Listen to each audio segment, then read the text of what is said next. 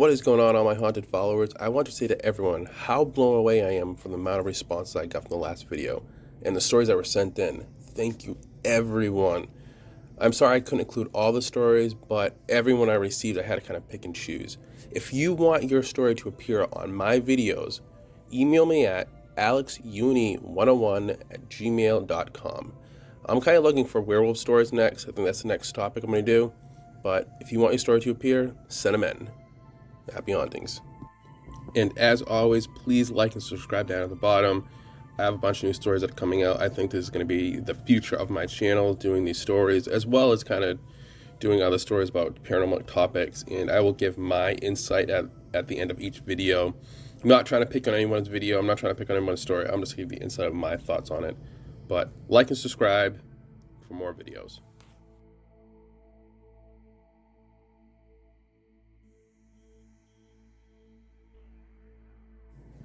I don't know where to start this story. I can tell you right off the bat that I'm not like most people. I definitely believe in ghosts, monsters, and the afterlife. I'm a huge fan of anything paranormal. That's until my experience. I just want to warn everyone. Please don't ever go ghost hunting alone. It's dangerous, and it's stupid. This experience has totally changed my view of the paranormal world. My story starts in late October, and I'd like to put it out there. I'm kind of a loner. I really don't have many friends. So, I'm used to traveling and experiencing life alone. I had one really boring Halloween night, so I really wanted to map it on the books. And I came up with this bright idea that after watching Ghost of Ghost Hunters, I'd go to a cemetery and do a little ghost hunting on my own. After purchasing an email detector and a voice recorder on eBay several weeks back, I made my way to the local cemetery. I parked outside the gate, and I forgot to mention, this is about 12 a.m. I've been there before to do several grave rubbings. I know, this just adds to cool vibes of myself. Now, a lot of the headstones date back to the early 1800s, and sad to say, a lot of them were children. And the cemetery, well, it sits back good enough to have my own privacy. So, I set out into the cemetery and started using the email detector. I'm not gonna lie, I wasn't familiar with how it worked. I was just hoping to make a noise and hopefully I could find something. As I was walking through the cemetery, I thought I heard someone run behind me. At first, I chalked up to the wind, but in the back of my head, it wasn't even windy. So I'm just doing my thing. I take out my voice recorder and I ask some questions. And one of the questions were, do you want to play? Big mistake.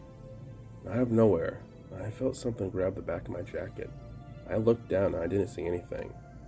So I was thinking, maybe I got caught on something. But then I felt someone or something grab my hand. I could feel the ice cold, small, tiny hand try to grab my fingers. I have never ran so fast in my entire life. All I could think about was something grabbing me and pulling me into the grave. That isn't when the story stops. So I get into my car, quickly start it up and turn my headlights on. And that's when I see it. A little boy standing in front of my car, almost right in front of my headlights. He was about 8 or 9. And he was definitely dressed in the early 1800s type clothing. I knew this wasn't a prank because as soon as he was there, he was gone. I regret ever going there because my view of the paranormal world and ghosts have changed, and I really don't want to experience that again. I know, that sounds harsh, but if you were experiencing something so frightening when you're alone, and your mind can't wrap around what you saw, you'd never be the same. In fact, I now sleep with the lights on. There's this old graveyard behind my house.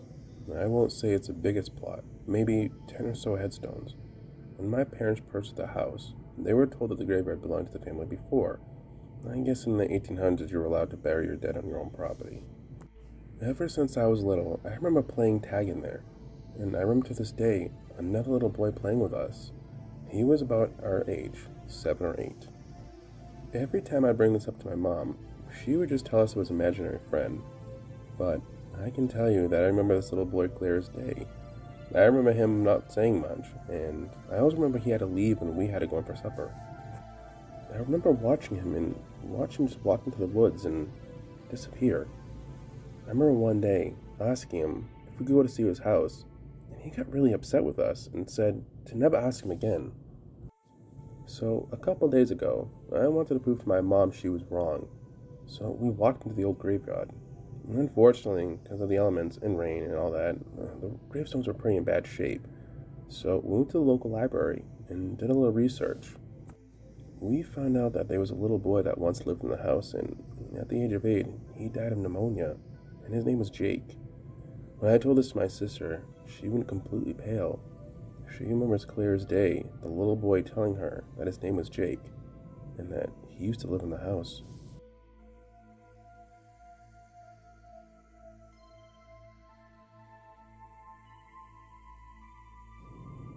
I know, telling the story, no one will believe me, or think it's something else, or a prank. But I'm telling you, what I saw a couple weeks ago wasn't fake. I'm a 30-year-old male, and I'll fully admit, I'm not the biggest believer in what you call paranormal. I do like watching these YouTube videos because I like to dissect the stories and come up with a plausible explanation for my own. This happened to me one Sunday night. I had just gotten back from a client's house. I work in the IT field, so I typically make house calls for computer issues. Unfortunately, due to the recent pandemic, that has really put a ding in my income. I'll survive, but that's enough of a rant. It was around 8 or so. It was dark, and I was driving down one of the back roads of my town. Now, my town is really old, and a lot of locations are few in between, if you catch my drift. I live in the middle of nowhere. What we do have is a massive amount of graveyards. So, I'm driving, and just like a horror movie, my car started acting up. Now, you can call this paranormal, but it's a 1987 Tahoe, and she's seen better days. Trust me, this is normal. I have problems with the gas tank. I usually have to stop and let it sit for a while before starting back up again. Unfortunately for me, the truck died right in front of the graveyard. Now, the night was actually pretty bright, as there wasn't a cloud in the sky, and I could actually make out the whole graveyard from where I was sitting. I know, this seriously sounds like a hit for a horror movie. I usually have to wait at least 1 or 2 minutes before I start back up again. So I'm just sitting there, and I heard this, what I can only call grunting, like someone's throwing up or something. My eyes darted around and caught a glimpse of a guy, or what looked like a guy. He was wearing this old suit, it was very dirty looking, but his face, I could see his face was sunken in to a point where I could almost make out his skull. But I couldn't make out any eyes. My brain started doing a million things, and I turned the truck over and put it into drive, just as this guy started to shamble towards my truck. I say shamble because it looked like he hadn't walked on his legs in years. He kept falling over himself, and he wasn't saying anything. He was just grunting like a crazy animal coming towards me. I got out of there pretty quickly, and that night I barely slept. So the next day, thinking maybe it was nothing more than a prank, I drove by the graveyard to find a few guys sitting around a grave with a backhoe and 2 police officers. I never stopped and asked, and I never saw anything on the news. What the heck did I see?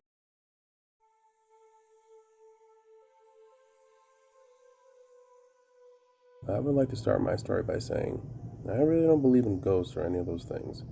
To this day, I still have trouble trying to understand what I saw. One summer, I took a job at the local graveyard. Pay was decent, and it was going to allow me to save up to move out. My job included mowing, pruning, and on occasion, using the backhoe to dig a new grave. Honestly, I never once got spooked out by anything, until one night I was out to stand guard and watch over the graveyard. Now, my boss could have paid a security company or else a local PD, but he really wanted to dish out the extra cash.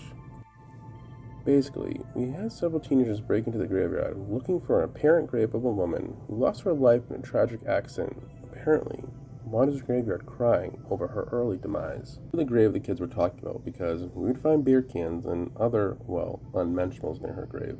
I mean, really, people? Anyway, the grave belonged to a girl named Sarah who died in her early teens, back in the early 30s. It's sad, don't get me wrong, but I really didn't believe it. I started my shift around 11 p.m., and I was to watch over the graveyard until early in the morning. The only reason I did it was because my boss was paying me overtime and I was going to get paid for 2 days off. The night started out boring. I mean, just watching crime videos on YouTube as I sat in my car. All of a sudden, I heard what sounded like crying. And this was about 2 a.m. I was really trying to stop myself from falling asleep and downing monsters. I chalked it up for me being tired, but again, I heard the crying.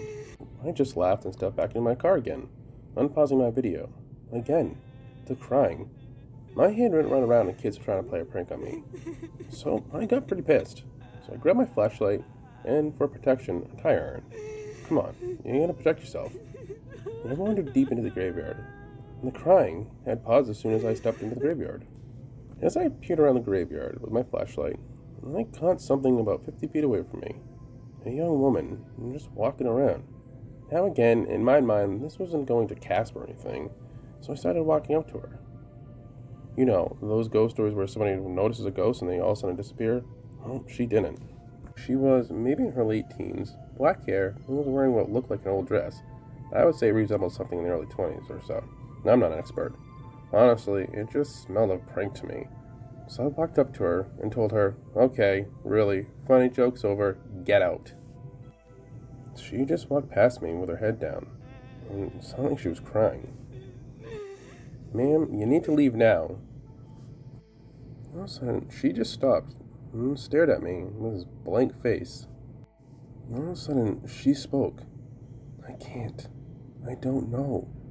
I just can't. Right, get out, I said. Again, she just stared at me. I can't. I don't know. I just can't. At this point, I was getting ticked off. I told her, I really don't care. You leave, or I'll make you leave. Now I know, this is the most gentleman thing to say to a girl, but I was overtired, and I was getting pissed. So I just looked at her and I said, get out. She started walking away, and she paused, turned her head towards me, and said, I can't. And right in front of my eyes, I'm not joking when I say this, she just vanished. Something in the back of my head told me to run, so that's what I did.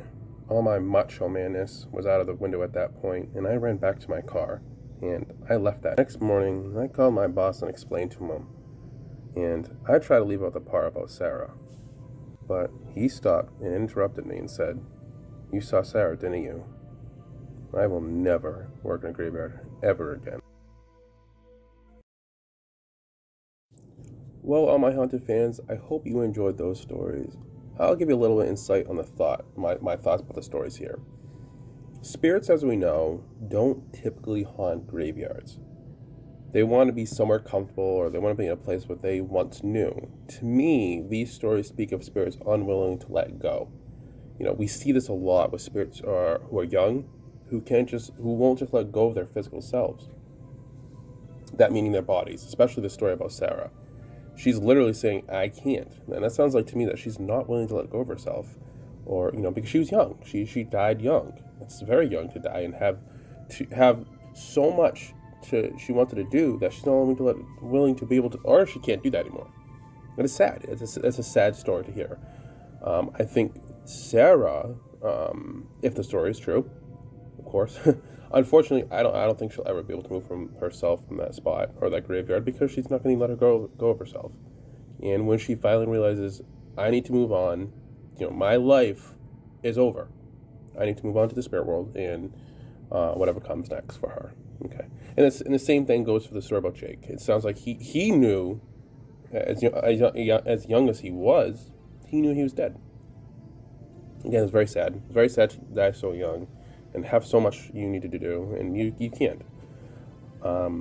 I can't speak on behalf of the zombie story. I love the story. Awesome story. But for me, zombies aren't possible in my realm of my world. I don't think it's theoretically possible for a corpse to reanimate. It's just not possible. There's no scientific possibility for a corpse to reanimate, and then especially for a corpse to reanimate and then want to eat human flesh. I think that's a George Romero, which again, I love those movies, a George Romero idea. you look at maybe zombies like 28 weeks later. That's very possible. 20 days later, whatever. Those are possible. Um, but corpse reanimate and want to attack the living. Maybe what you saw was a ghost, a representation of a demon. I'm not sure, but I don't think you saw a zombie. Guys, I hope that you love the stories. Please send me more. I will absolutely give you shout outs. I have no problem. Don't forget to like and subscribe down at the bottom for more stories out there. As my channel grows, the stories will grow. These 5 stories will grow into 10 stories and 20 stories and so forth and so on. What I'm looking for next, guys, is werewolf stories. Don't forget to send those into my email. It's alexune101@gmail.com. Send them in. I want to hear about werewolf stories. Your encounter with werewolves. Happy hauntings.